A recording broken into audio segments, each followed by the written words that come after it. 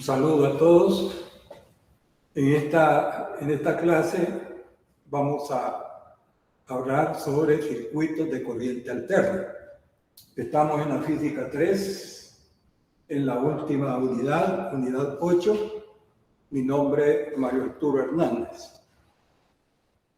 Circuitos de corriente alterna. Veamos una parte introductoria para ubicarnos en el tema. Nosotros, las personas, cuando utilizamos la energía eléctrica, la utilizamos en dos formas. Una, en nuestra casa conectamos a un toma y ahí estamos utilizando corriente alterna. Compramos una batería para ponérsela a un dispositivo y ahí estamos utilizando corriente directa. ¿Cuál es la diferencia entre las dos?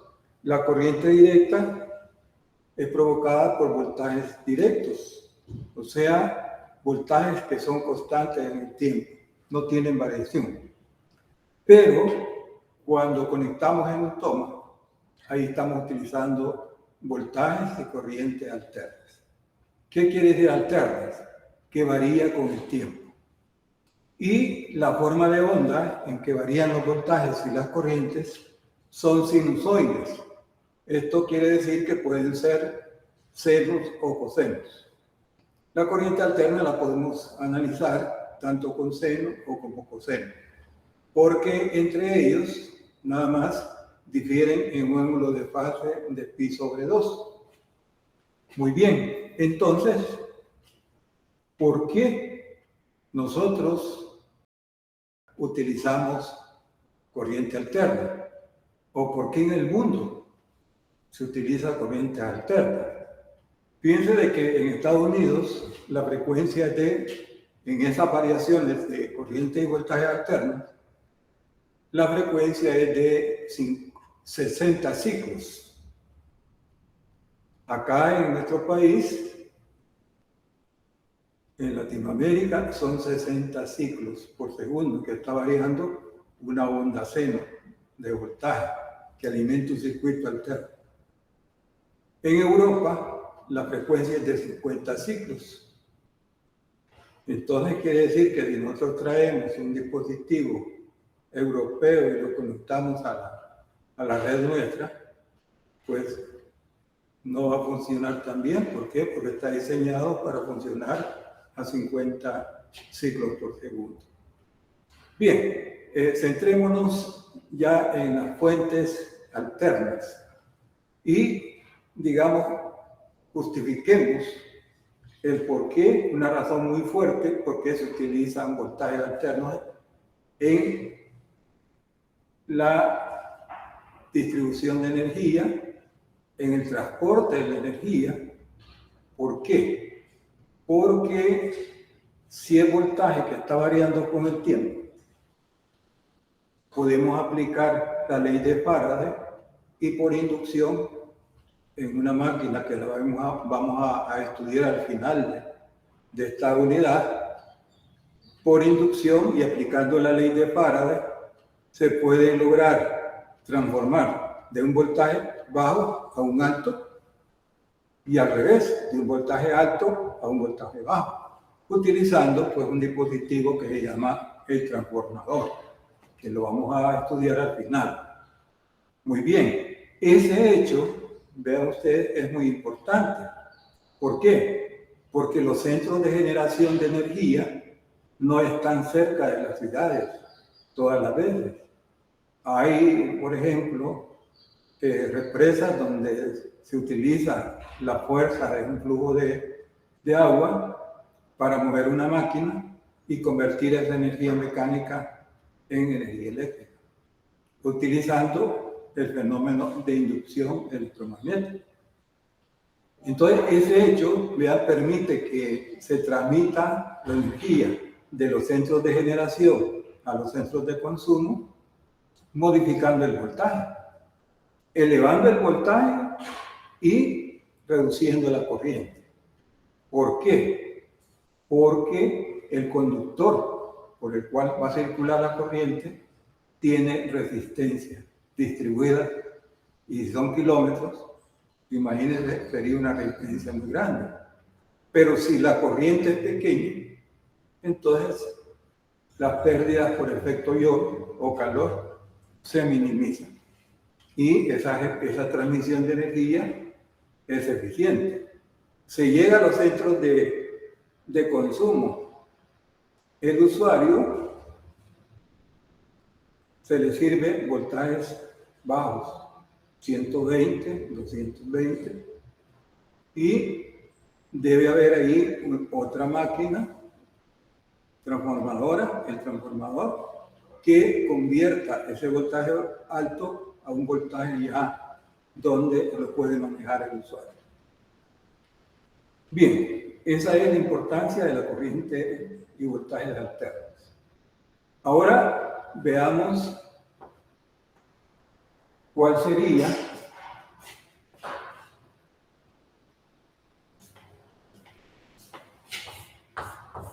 la señal que sale de la fuente.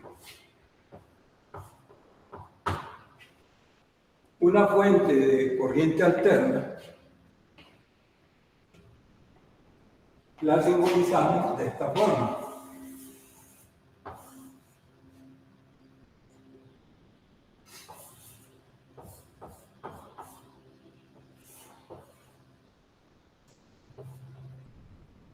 Fíjense que no podemos poner positivo y negativo. ¿Por qué? Porque está variando continuamente. Entonces, una fuente de corriente alterna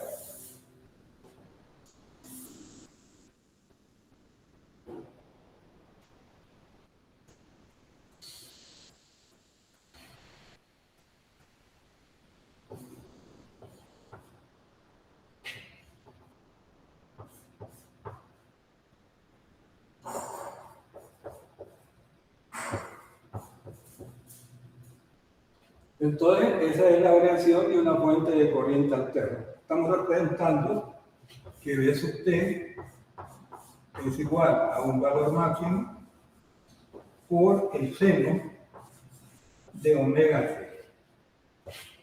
Unidades voltios. Entonces ahí tenemos, vean, la forma en que varía el voltaje de la fuente alterna.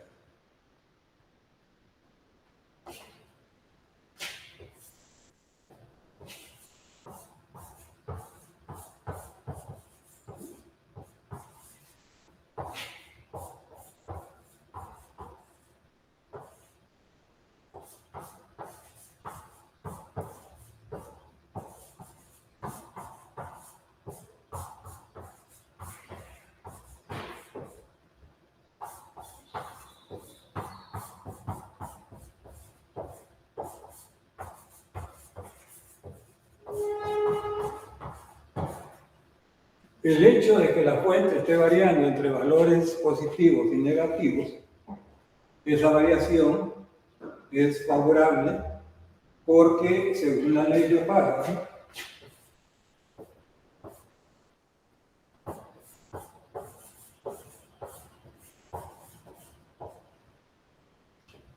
si el voltaje alterno va a generar flujo variable en el tiempo. Y según la ley de Faraday dice que se va a inducir en una bobina una FEM. Entonces quiere decir que eso favorece el uso de dispositivos que por inducción nos permiten bajar o elevar el voltaje. Bien, estamos entonces en presencia ya de una fuente que varía con el tiempo y que va a alimentar elementos de circuito. Esto es R, L y C.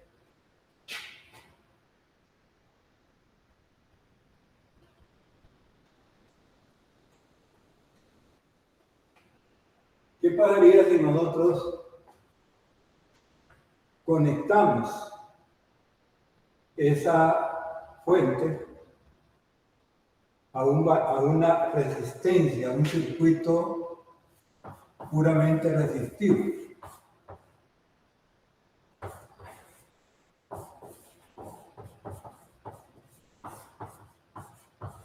¿Cómo se comporta la resistencia si le conectamos una FEM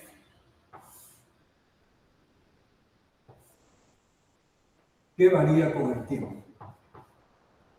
Vamos a tener una corriente que también varía con el tiempo. Entonces, examinemos qué sucede con la resistencia. Un circuito puramente resistivo. Solamente hay una resistencia. Si nosotros hacemos la ecuación de Mayer, ¿qué tendríamos?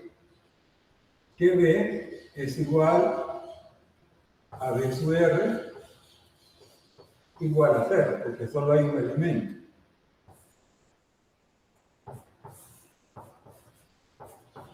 Pero el voltaje de la resistencia es igual a la corriente por R.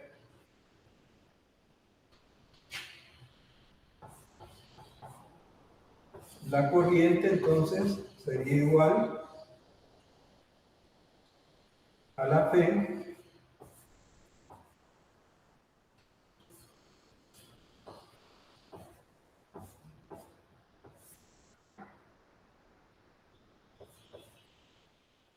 ahí tenemos la corriente donde el valor máximo de esa corriente es igual al valor máximo del voltaje entre el valor de la resistencia.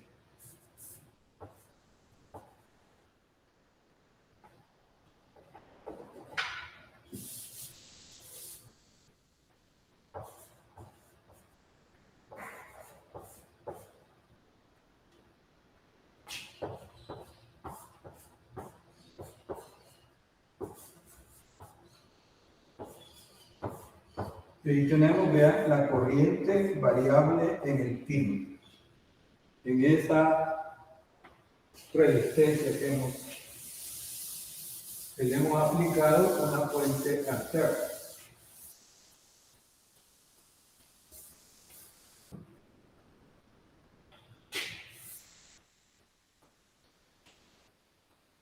Bien, entonces, si nosotros vemos el voltaje de la fuente, ya lo definimos, es igual a B sub n seno de omega t.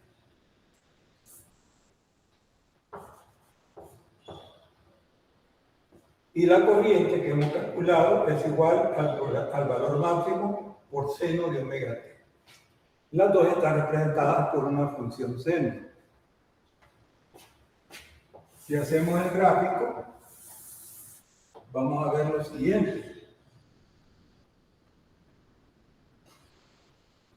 Este es el voltaje de la FEM.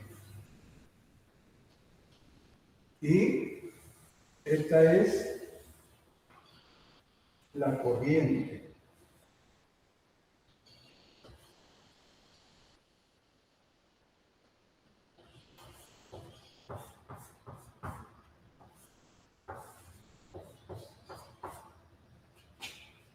Observe que, como las dos están representadas por un seno,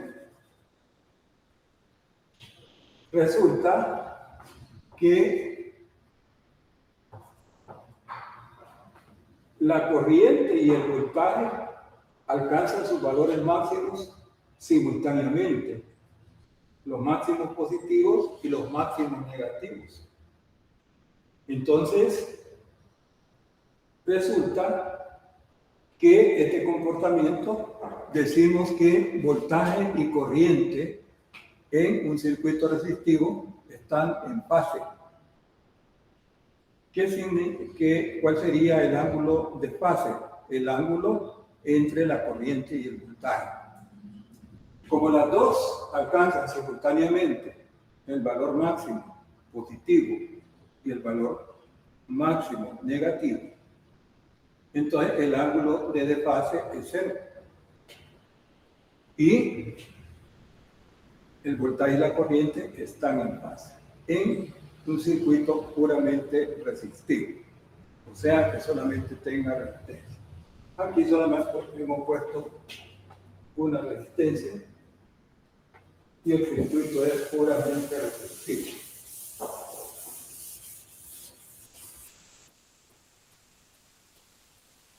Bien, ahora preguntémonos lo siguiente. Cuando nosotros conectamos un tomacorriente, conectamos un aparato a un tomacorriente en nuestra casa, entonces recibimos un voltaje alterno. ¿Y qué es lo que mide el aparato, el voltímetro que estamos conectando? ¿Medirá el valor máximo o medirá otro valor? La respuesta es que cuando medimos en un tomacorriente voltaje, estamos midiendo el valor medio, no el valor máximo. Entonces, esto nos dice de que los valores promedio, tanto de voltaje y corriente, se le llama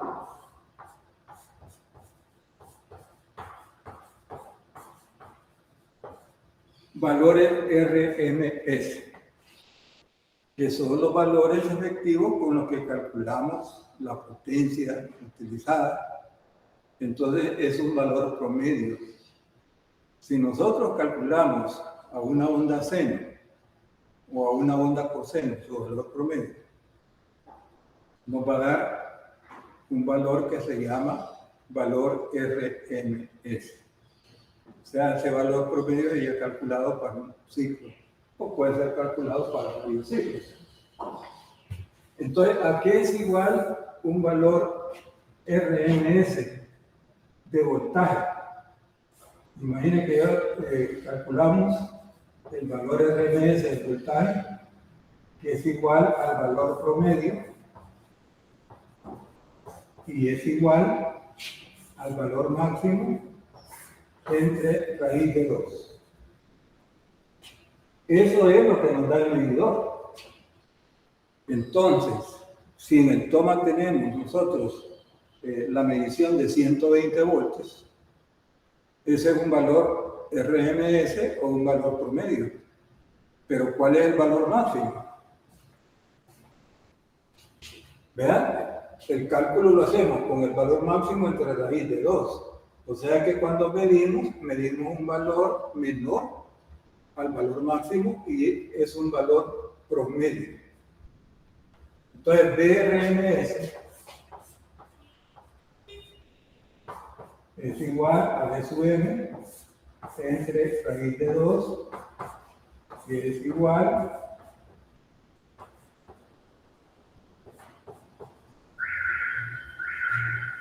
vean el 71%. ¿Y cuánto es el valor RMS? 120 voltios. Pero el valor máximo lo podemos calcular, ¿verdad?, con esta ecuación. Ahora, los medidores, los multímetros, para medir voltaje, que miden voltaje y que miden corriente, vienen diseñados para medir valores RMS. ¿Por qué? Porque con estos valores calculamos la potencia consumida o cálculos de costo de energía, por ejemplo. De la misma forma,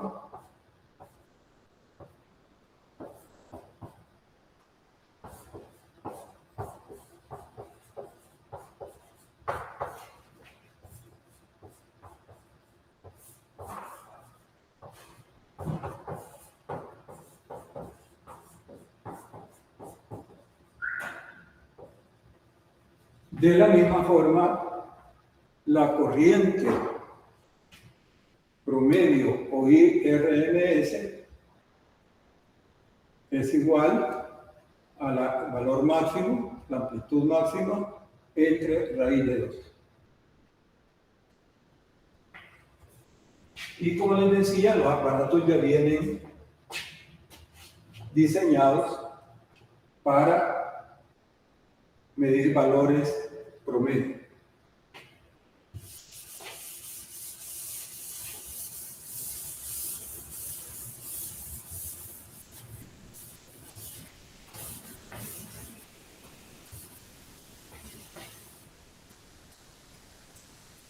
Para analizar los circuitos de corriente alterna, vamos a utilizar una herramienta que se llama fasor. Entonces, este comportamiento en el circuito puramente resistivo, ¿cómo lo representaríamos como un fasor? Primero definamos qué es un fasor.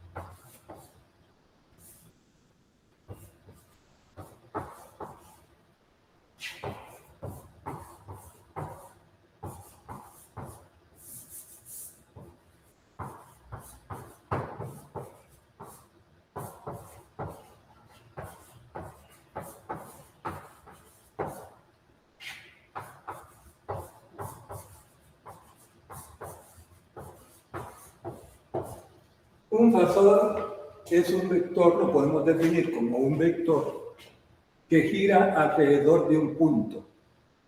Hay un punto y la cola del vector está en ese punto y gira a una velocidad angular constante.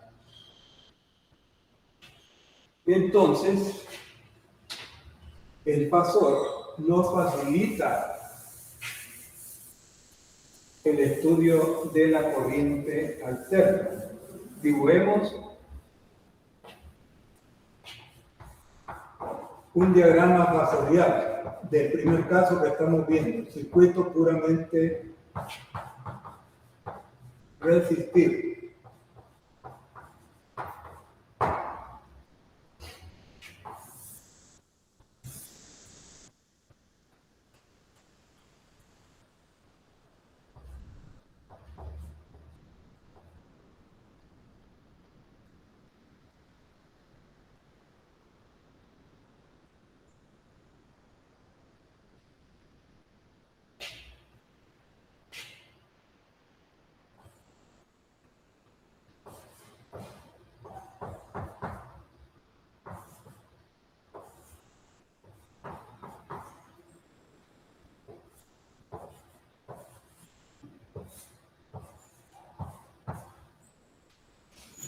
Ahí tenemos el diagrama fasorial para un circuito puramente resistivo. Entonces, ¿qué es lo que vemos? Vemos de que este vector, este fasor, está girando con una velocidad angular constante, donde omega es igual a 2pi por f, que es igual a 120 pi. ¿Por qué? Porque la frecuencia de la red son 60 ciclos por segundo. En nuestro caso, en la red que nos abastece de energía, la frecuencia es 60 ciclos por segundo. Los dispositivos que utilizamos, por ejemplo, los electrodomésticos, vienen diseñados justamente para un voltaje alterno de frecuencia 60 ciclos por segundo. Entonces vean de que omega es una velocidad angular y el fasor está girando con una velocidad angular constante. Proyecta los valores instantáneos en el eje vertical. Entonces vean de que al girar este fasor con una velocidad angular constante, estaríamos reproduciendo cualquiera de estas dos. Ya sabe la corriente o el voltaje. Ahí tengo el graficado los dos. Entonces nos reproducirían exactamente. Llega a un valor máximo. ¿Cuándo llega a un valor máximo? Cuando está vertical. Después disminuye y llega a 0, a 180. Después proyecta valores negativos y completa el ciclo de la onda seno. Entonces, en vez de trabajar con funciones trigonométricas, seno, coseno, es más fácil de visualizar en un diagrama fasorial. Es evidente, observen ustedes, de que el voltaje y la corriente están en fase. ¿Por qué? Porque cuando llegan a la posición vertical, los dos alcanzan simultáneamente los valores máximos, que es lo que reproduce esta ecuación. Entonces tenemos que en un circuito puramente resistivo, la corriente y el voltaje están en fase.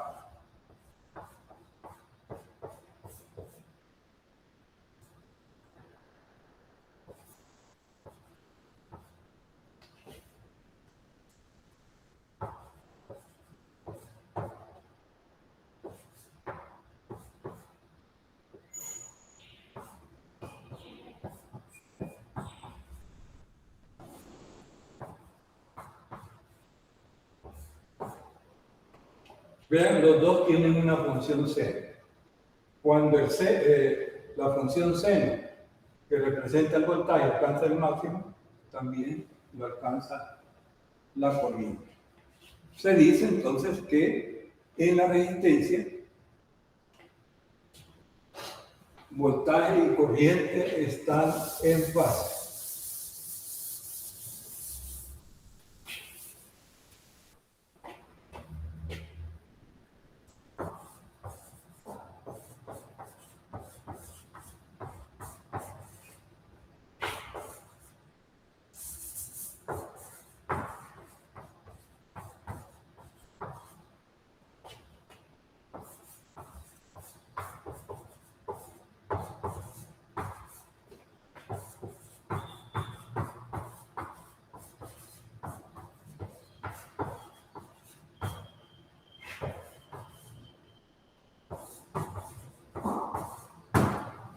En un circuito resistivo, el voltaje y la corriente están en fase.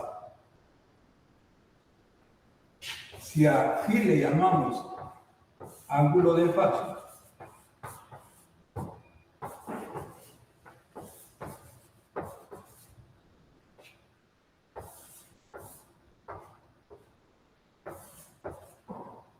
en un circuito resistivo, entonces el ángulo de fase sería 0.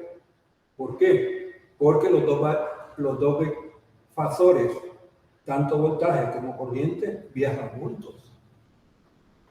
Alcanzan sus valores máximos, positivos y negativos, simultáneamente. Ese hecho es, esas dos señales, voltaje y corriente, están en fase. Bien, en elemento resistivo, ¿qué pasaría entonces si ponemos un capacitor en vez de una resistencia? Vamos a llamarle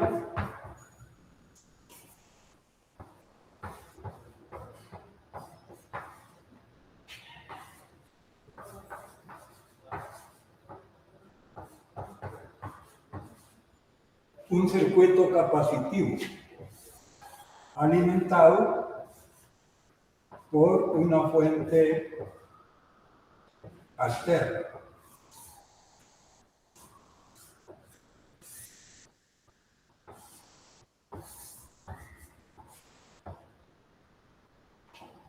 Observen que no le ponemos positivo ni negativo. ¿Por qué? Porque está variando en el tiempo a 60 ciclos por segundo.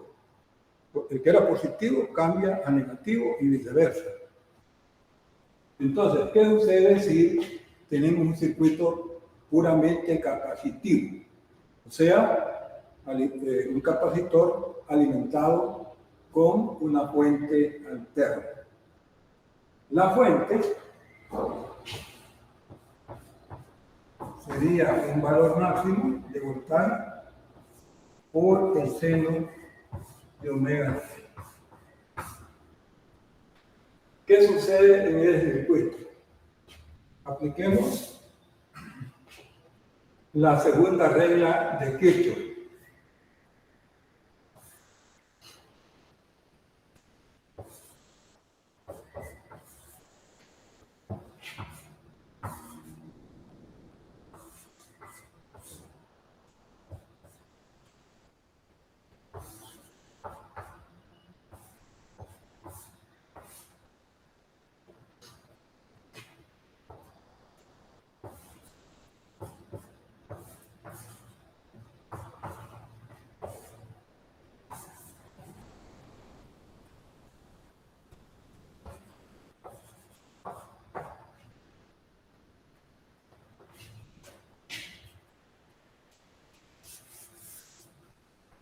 Entonces, hacemos la ecuación y nos da de que la carga es igual a esta expresión, donde C es la capacitancia del capacitor, por el valor máximo del voltaje, por el seno de omega t.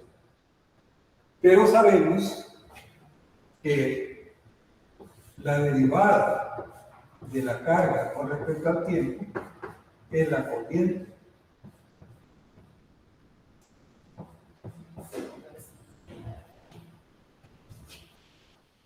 Entonces la corriente va a ser igual por la derivada del seno, que es coseno de omega t. Y ahí tenemos la expresión para la corriente.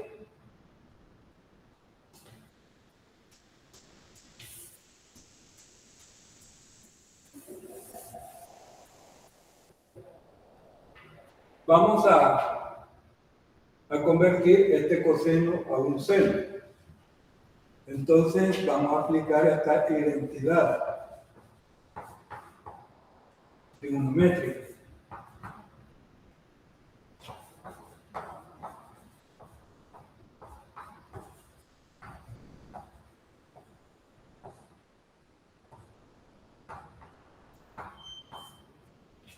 Esto es porque el seno y el coseno solo difieren en un ángulo de 90 grados. Si a un coseno le sumamos al argumento pi sobre 2, estaríamos convirtiéndolo a un seno. Entonces, sustituyendo acá, tenemos que la corriente en el capacitor es igual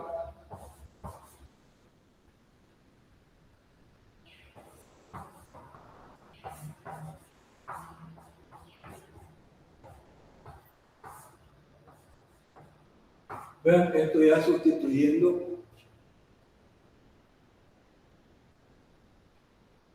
aquí, me faltó al derivar el omega.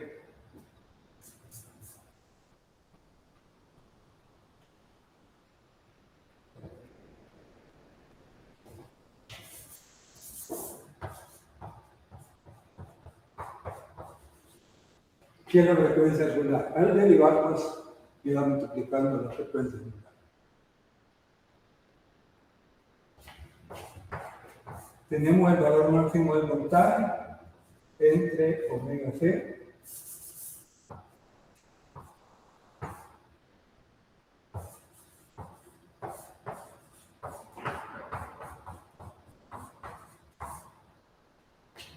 vean lo que he hecho acá.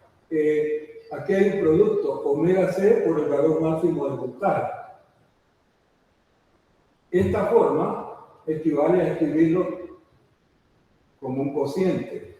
Y vean que omega c pasa multiplicando y reproduce exactamente lo mismo. ¿Por qué lo estoy escribiendo de esta forma?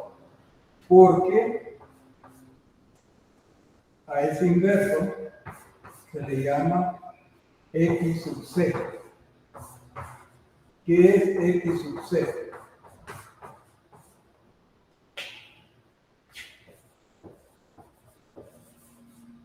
X sub C es la reactancia capacitiva. ¿Qué significa eso? Es la oposición que presenta el capacitor al paso de las corrientes alternas. Es un tipo de resistencia a tal grado que sus unidades son ohmios. Y a esa resistencia especial que presenta un capacitor se le llama reactancia capacitiva.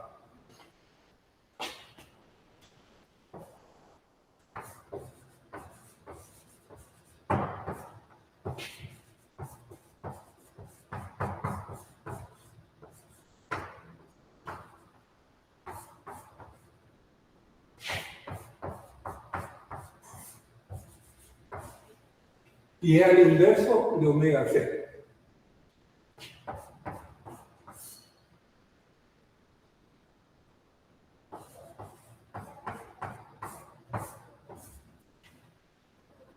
En nuestro caso, la frecuencia de la red es de 60 ciclos. Entonces, omega 2pi por F. F es 60, entonces nos quedaría 120 pi.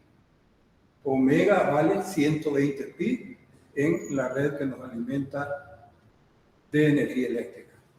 Muy bien. C es la capacitancia. Vean que si la frecuencia fuera variable, que no lo es, porque la calidad de un servicio eléctrico, los parámetros son permanencia, o sea que no esté a cada rato yendo de la energía. Ese es un factor de la calidad, en que cuantifica la calidad. La frecuencia, estabilidad en la frecuencia. Si la frecuencia de la red varía, pues entonces el aparato que estamos utilizando va a funcionar no normal. ¿Por qué? Porque se le ha cambiado la frecuencia. Usualmente eso no sucede porque ¿quién define la frecuencia? El generador, que está en las centrales donde se genera la energía eléctrica. Entonces, esa máquina generalmente tiene muchos controles para que la frecuencia se mantenga constante. En nuestro caso, 60 ciclos por segundo. Muy bien, las unidades ohmios. Vean que son prácticamente una resistencia. Pero ¿por qué se le llama reactancia capacitiva? Para identificar que es una posición que presenta el capacitor al paso de las corrientes alternas.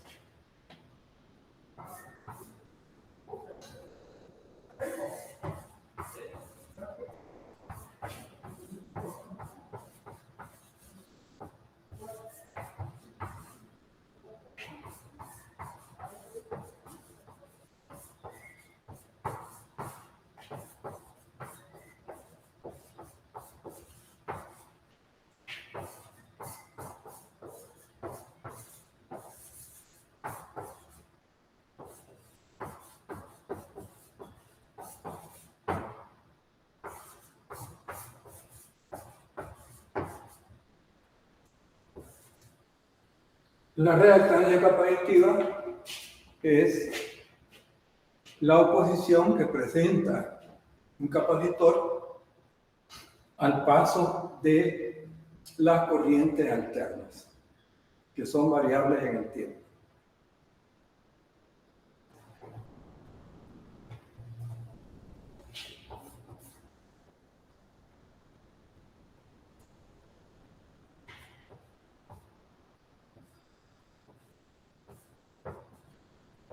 Sus unidades son ohmios.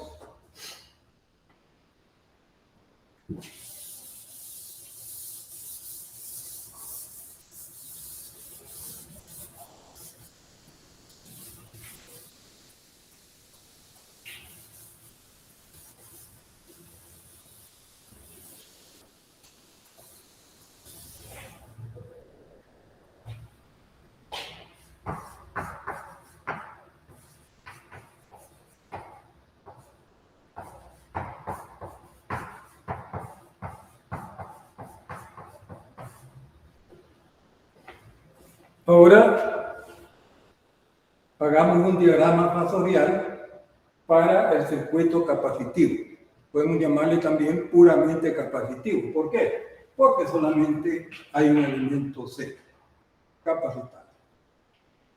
Bien, ¿cómo es el ángulo en esa variación que tiene de voltajes y corrientes alternas? ¿Cómo es el ángulo entre voltaje y corriente en este elemento, en un capacitor?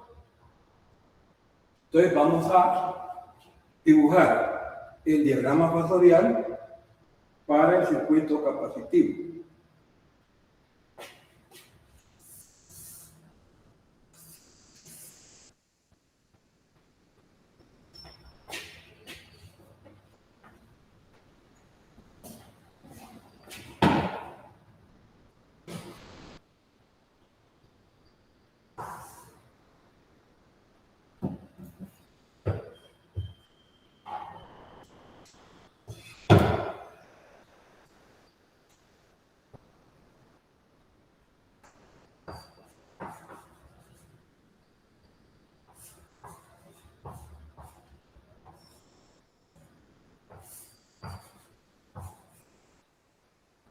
Resulta que en este circuito la corriente adelanta al voltaje en 90 grados. Fíjense que está variando de esta forma. Entonces quiere decir que en esta secuencia de variación, quien llega primero al valor máximo es la corriente. 90 grados después viene el voltaje. ¿Ven?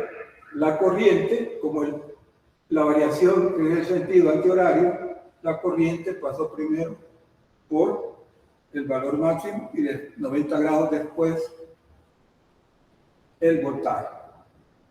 Entonces se dice lo siguiente.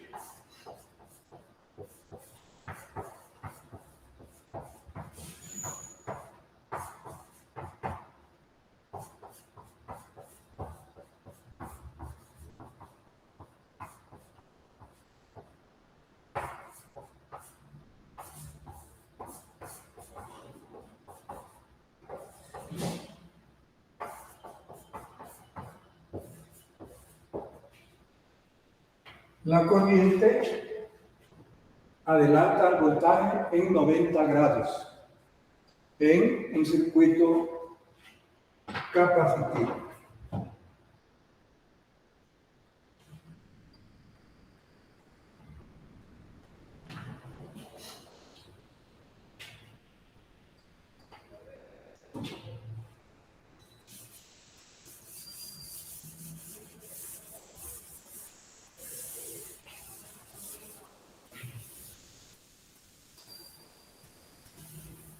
¿Y cuál es la oposición del capacitor al paso de la corriente? La reactancia capacitiva, donde X sub C es igual a 1, el inverso de omega C, unidades son ohmios.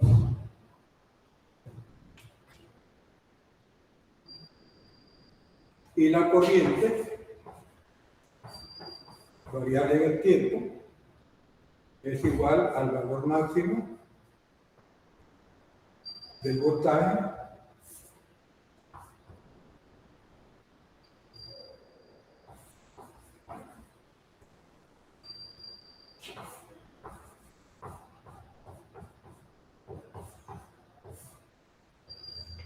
y ahí tenemos los dos parámetros, voltaje y corriente en un capacitor alimentado con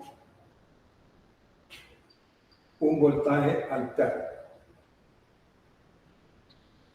Fíjense de que el ángulo entre el fasor voltaje, el fasor corriente y el fasor voltaje son 90 grados. Estos dos fasores están a 90 grados.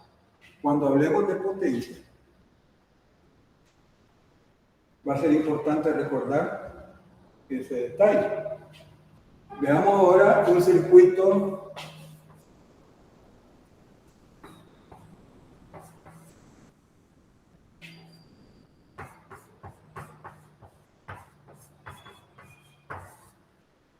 un circuito inductivo.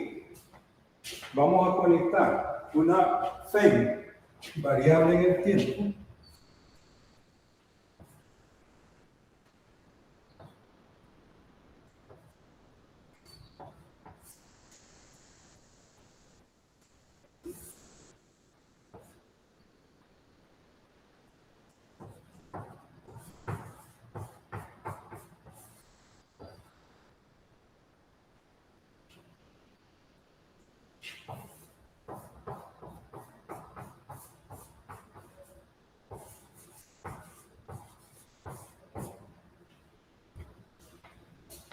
un inductor. ¿Qué es un inductor? Una bobina. Cuando a una bobina se le alimenta con corriente DC, se comporta como un simple conductor. Una bobina es un alambre enrollado en un núcleo con N vueltas. Pensemos en un núcleo cilíndrico, imagínense un pedazo de PVC donde le enrollamos 50 vueltas. Ahí tenemos un inductor.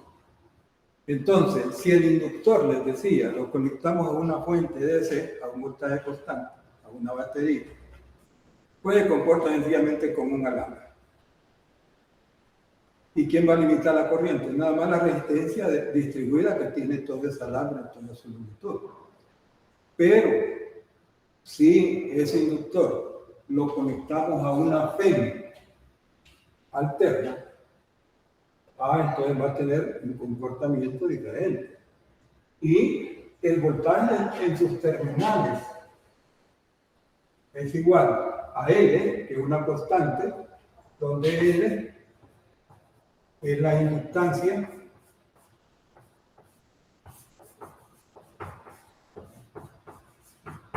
de la bobina.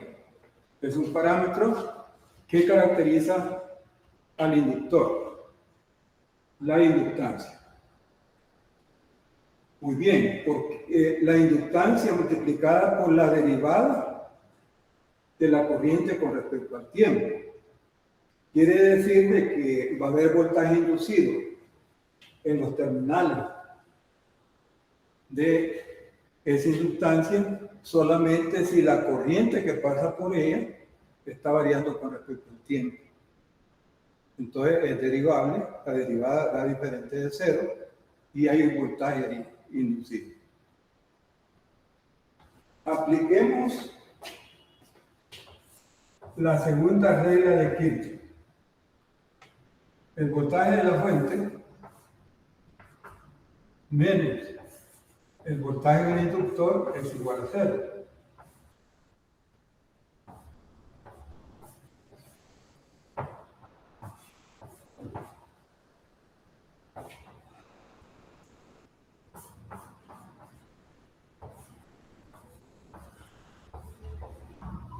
Entonces vean que el voltaje de la fuente, V sub M seno de omega t, es igual al voltaje del inductor, porque solamente hay un elemento.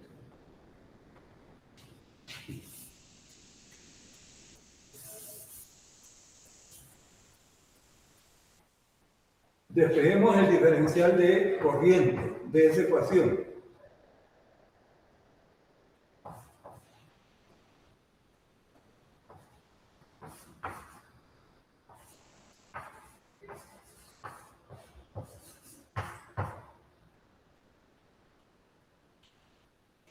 Si queremos la corriente, observen, tenemos que integrar. Entonces, si nosotros integramos,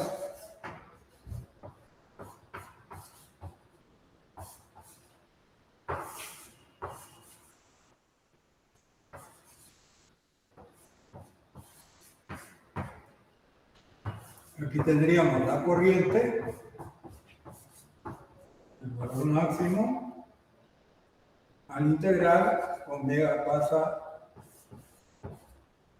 y el integral resulta menos coseno de omega.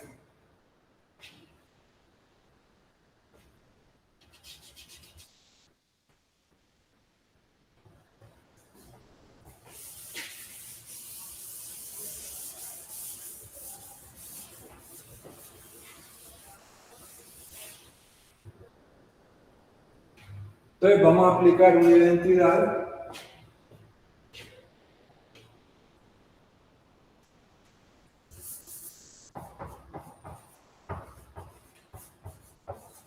trigonométrica que dice de que el coseno de omega t es igual a menos el seno de omega t menos pi sobre 2. Entonces, sustituyendo por el coseno,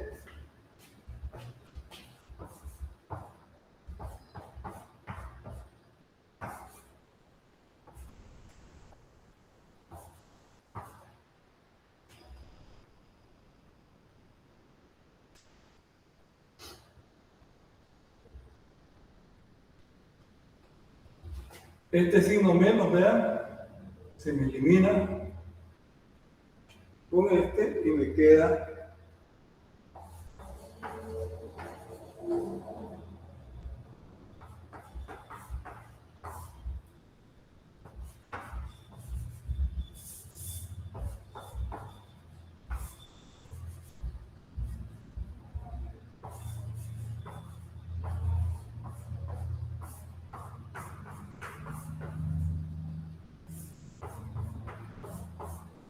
ahí tenemos la corriente a través del elemento inductivo, donde el producto omega L se le llama reactancia inductiva. Sus unidades son ohmios.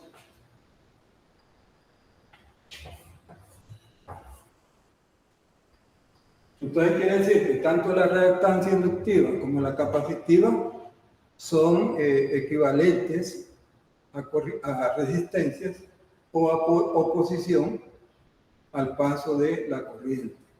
¿Por qué le llama reactancia? Para indicar de que provienen de la capacitiva de un capacitor y la inductiva de una bobina. Pero vean que son un tipo de resistencia. Sus unidades son iguales. ¿Qué sucede entonces con el inductor? Preguntémonos sobre el ángulo de fase entre el voltaje y la corriente. Ya hemos calculado la corriente.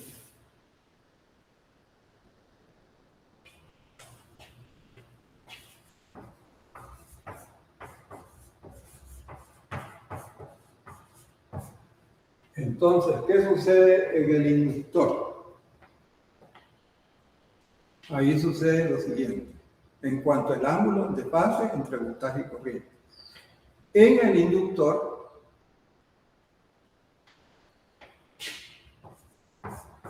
el voltaje en el inductor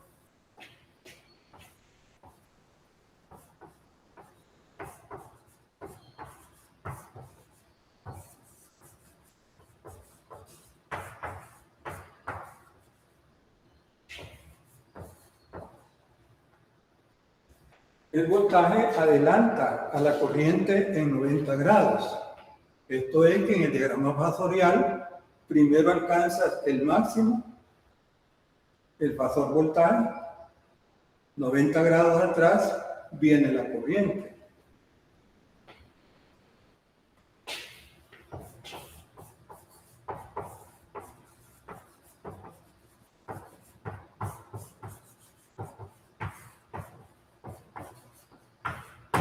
Entonces, hagamos un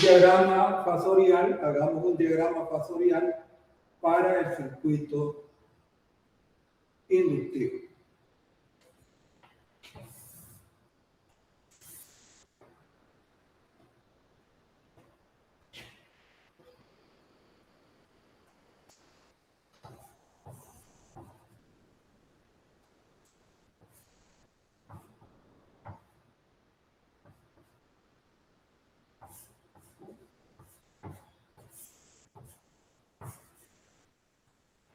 Entonces vean, estos dos fasores, voltaje y corriente, están girando con una velocidad angular constante y primero alcanza el máximo el voltaje, 90 grados atrás alcanza el máximo la corriente. La corriente viene atrasada en 90 grados con respecto al voltaje. Ese es el comportamiento del inductor. ¿Cuál es la oposición que presenta un inductor al paso de la corriente? La reactancia inductiva. Unidades ohmios.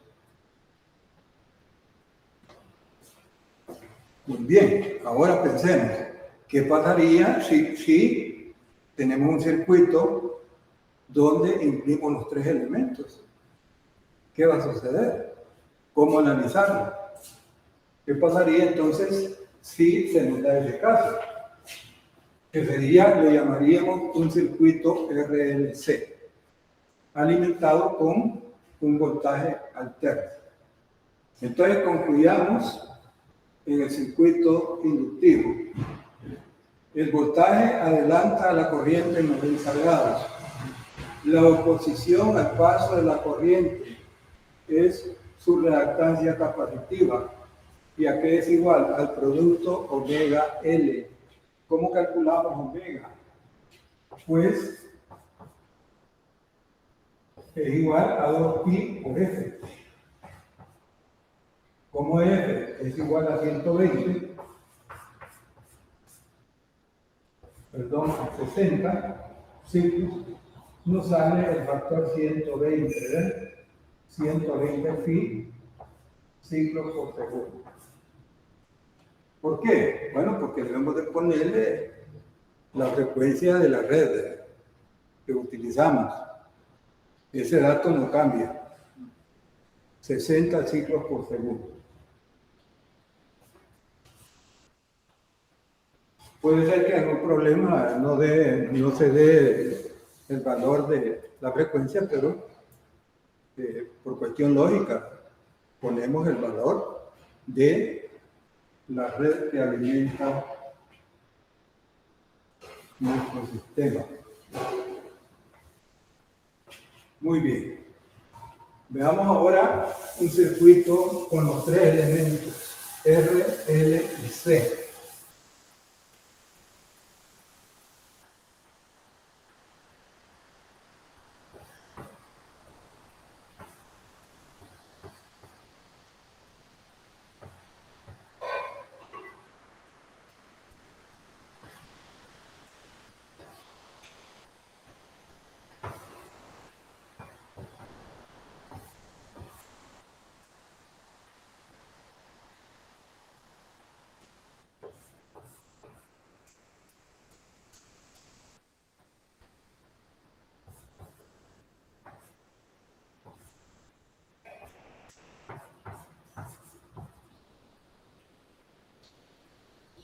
Tenemos un inductor, un capacitor y una resistencia en serie,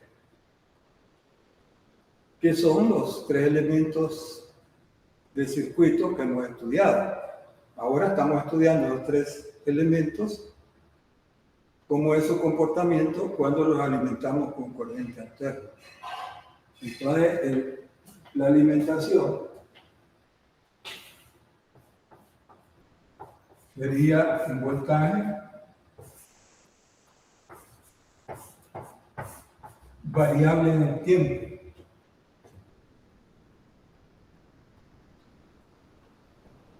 ¿Qué nos interesa en este circuito? Generalmente se hace una pregunta específica, pero en forma general, resolver un circuito implica que en cada elemento nosotros conozcamos el valor de corriente que pasa por él y el valor de voltaje en los terminales. Esto nos dice de que es importante calcular la corriente que pasa por el circuito, ya conocemos el voltaje. Como el circuito RLC es un circuito serie, porque están conectados de esa forma los tres elementos. Entonces, aplicaríamos la segunda regla de Kirchhoff y vamos a necesitar de la información que hemos ya expuesto. ¿Qué vamos a necesitar? El valor de la resistencia, la reactancia inductiva, la reactancia capacitiva. O sea, que sepamos cómo calcularlo. ¿Por qué? Porque esos son los elementos que se van a oponer al paso de la corriente que va a generar la fuente. Bien, nos vamos a quedar hasta acá. En la siguiente clase vamos a comenzar con el circuito RLC, porque este circuito tiene mucho que decirnos y tenemos que hacer los cálculos y dejar claro pues cómo podemos facilitar los cálculos en un circuito de corriente alterna. Bien, terminamos entonces la clase.